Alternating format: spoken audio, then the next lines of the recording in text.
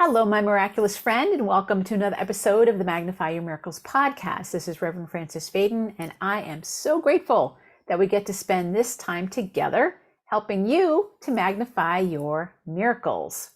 Today, we're going to be talking about something that has really changed my life. It is the 5-minute, I call it the 5-minute miracle. For this episode, we're calling it the 5-minute resolution to help you have a more creative new year, but really to have a more joyful one. That's really what this is about. So before we get into any of that, let's take a few deep breaths together. If you're driving, please keep your eyes on the road, but just bring your awareness to your breath.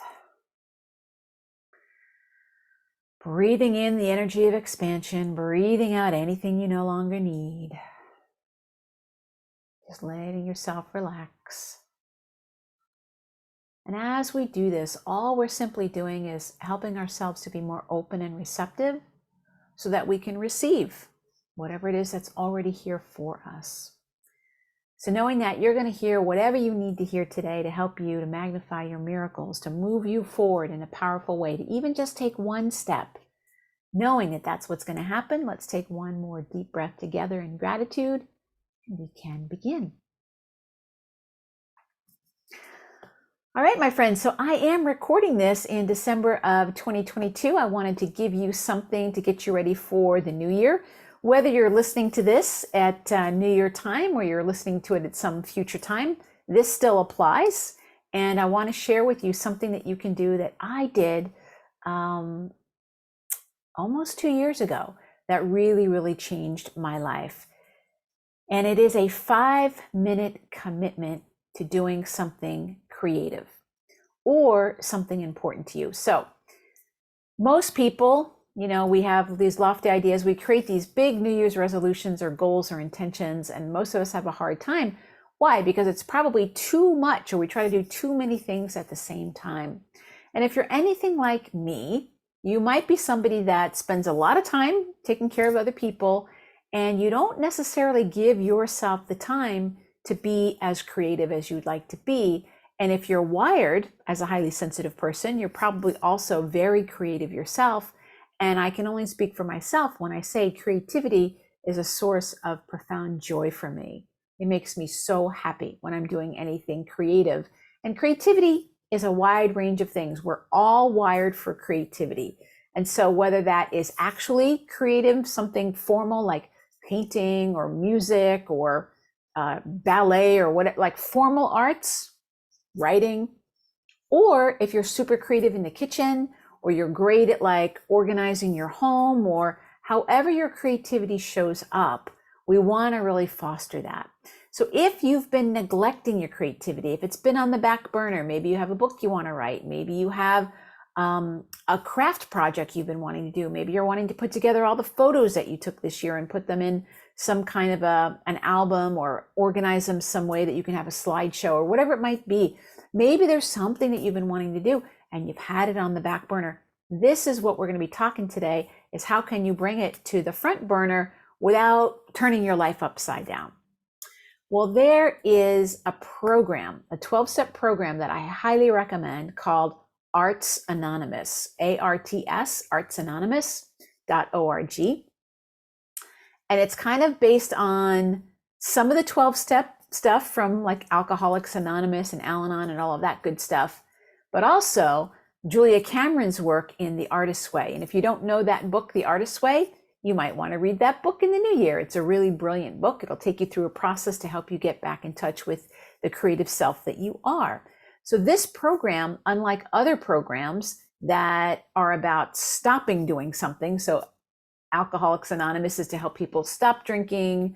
Gambling Anonymous is to help people stop gambling. On and on. There's all kinds of anonymous programs out there that are trying to stop you from doing something that's hurting you. Well, Arts Anonymous is the opposite. Arts Anonymous is trying to encourage you to do something that would be helpful for you.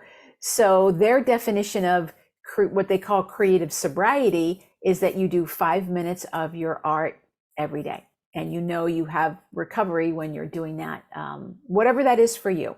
So if you're a songwriter, maybe you sit down and you're writing a song, or maybe you're just practicing your guitar.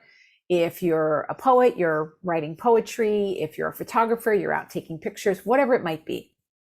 And I love the fact that it's encouraging you to do something. Well, what they found is that those of us who grew up in some dysfunction, which, hello, that's definitely me, grew up in a dysfunctional situation, we tend to go in survival mode. Our nervous system kind of gets into this survival mode, and anything that's beyond survival starts to feel a little bit scary for us. So as we get older, we kind of can forget about that creative part of us, and we just focus on our responsibilities. Anybody relate to that? Like, you're just doing the responsible thing. I got to go to work. I got to take care of my kids. I got to take care of my wife. Got to take care of whatever it might be. Like responsible. And then we wonder why we have no joy. We wonder why we have no joy, because we've taken this whole part of ourselves and we've just negated it. Now, you might live in a part of the world that you don't do that. You might live in France, or you might live in Italy, or you might live in another beautiful country that I'm not aware of, that you don't do that. But here in the United States and in a lot of Western cultures, we have this work ethic of just like work, and then do more work.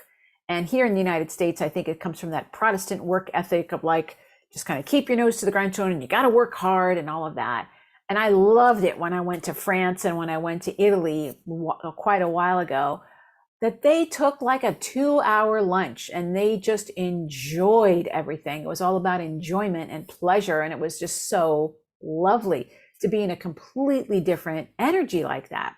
Well, you don't have to go to Italy. You don't have to go to France. You don't have to completely change your life to bring in 5 minutes, my friend. 5 minutes. Now I'm going to share with you how this has changed my life and some of the things I've been able to do with this 5-minute commitment. So in March of 21, I think it was March 1st of 2021, I went to an Arts Anonymous meeting online. I went on Zoom because we were still in the pandemic. And I was like, I really want to be more creative. I'm gonna check it out and see. And they have steps just like any other program where they take you through the process, because what they say is that not making art is kind of like creative anorexia. Like, it's still, you're trying to control something, you're trying to hold it in instead of letting yourself enjoy. And so the whole program is about helping people live in more joy, which I love. And I think that's amazing. So I went there and I was like, you know what? I'm going to commit to this. So on March 1st of 2021, I committed that I was going to start playing piano 5 minutes every day, no matter what, playing piano. Now, I'm a super creative person, so there's like a million things that I could have picked, but I really wanted to get better at piano, and I already play guitar and all that. But I was like, no, my heart is like, I really want to get good at piano. Also because I knew that if I learned piano, it would make me a better musician overall. Because even though I play guitar and I've been playing for a long time, I don't really know what I'm doing. I play by ear, and I couldn't tell you why this is working or that's working. And I wanted to learn a little bit of the theory and all of that. So during the pandemic, I signed up for an amazing online piano training program, piano learning program called Pianote, Pianote, Pianote. I never know if it's called Pianote or Pianote. I don't know.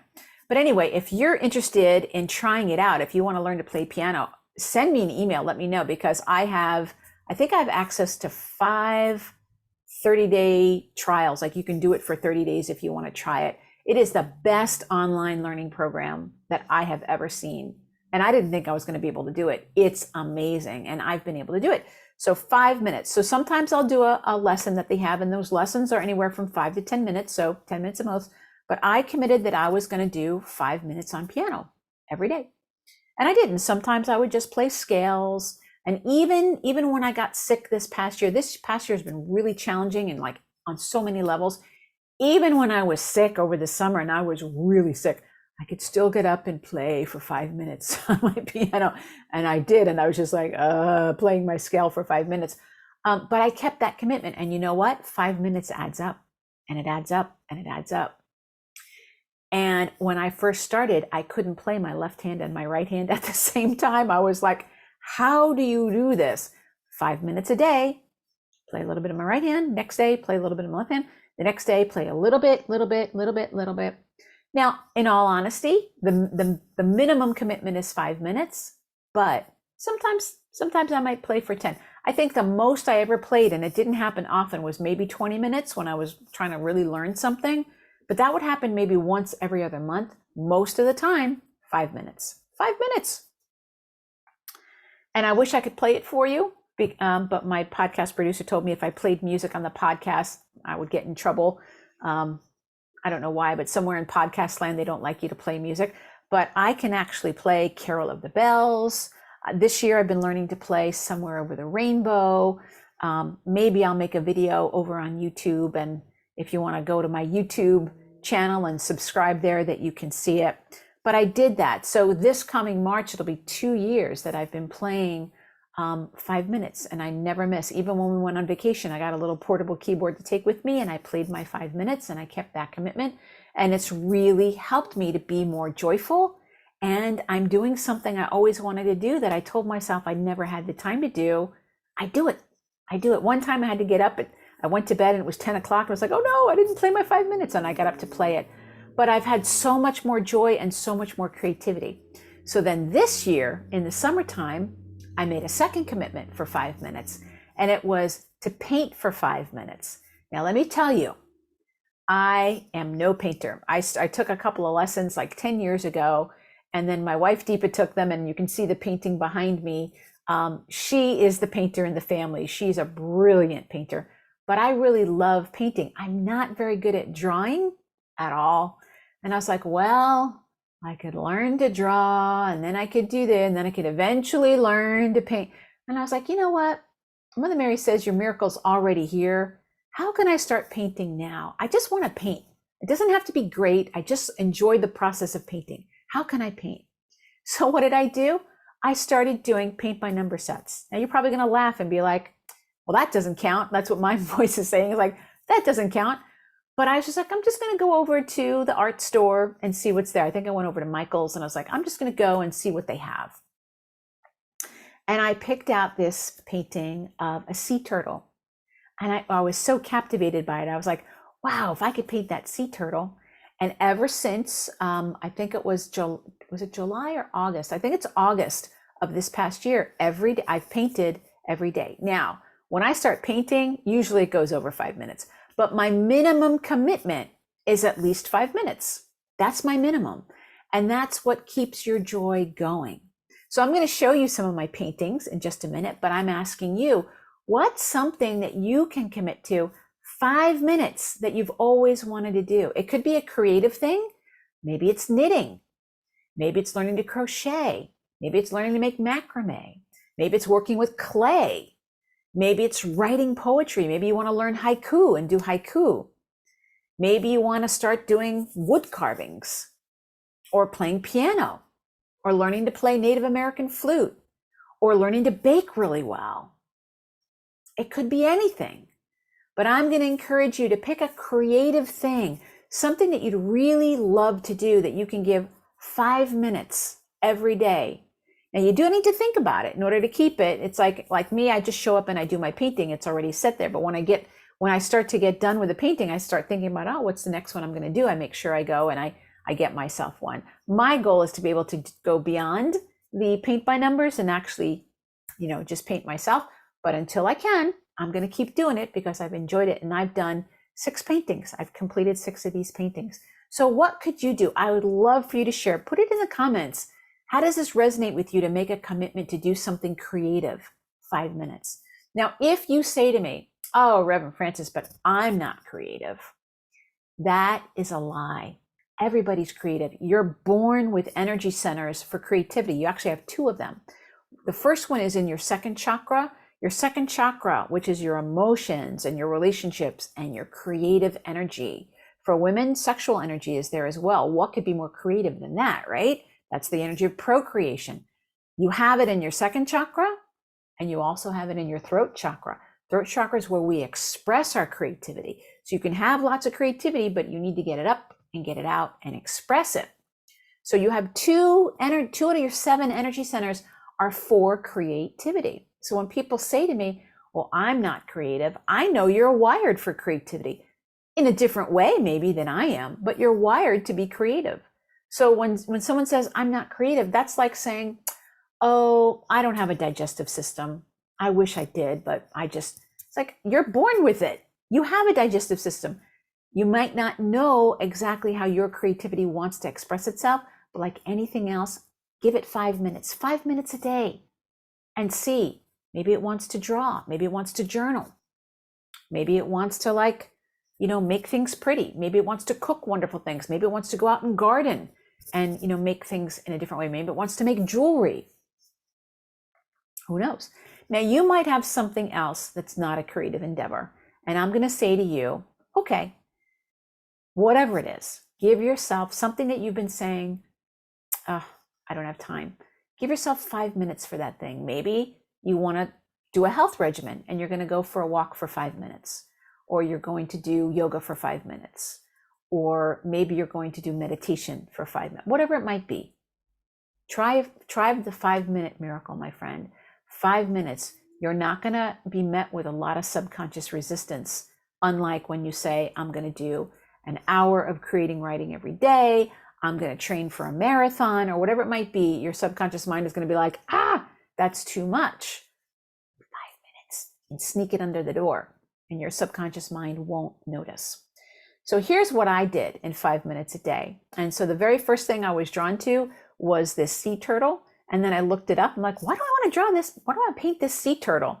Then I found out a sea turtle is a symbol of Divine Mother. So I was like, of course, this is the first thing.